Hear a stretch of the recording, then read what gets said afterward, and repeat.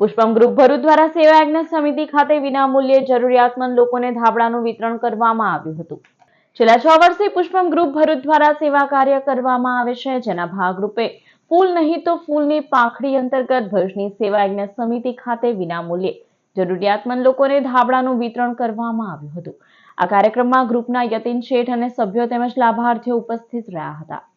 છેલ્લા 6 વર્ષથી પુષ્પમ ગ્રુપ દર મહિને કોકની કોક સામાજિક અને સેવાકીય પ્રવૃત્તિ કરે છે।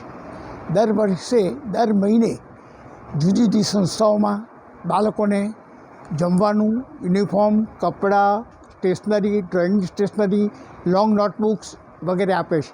વર્ષમાં 2 વખત જનરલ એટલે કે શિયાળામાં ઠંડીથી લોકોને રક્ષણ મળે ગરીબોને એ માટે ધાબળાનું વિતરણ કરીએ છીએ અને જુલાઈ મહિનામાં દર વર્ષે અનાજની કીટ આપીએ છીએ અને આ રીતે અમે આ 6 વર્ષમાં લગભગ 1000 જેટલી અનાજની કીટ અને 800 જેટલા ધાબળાનું વિતરણ કર્યું છે।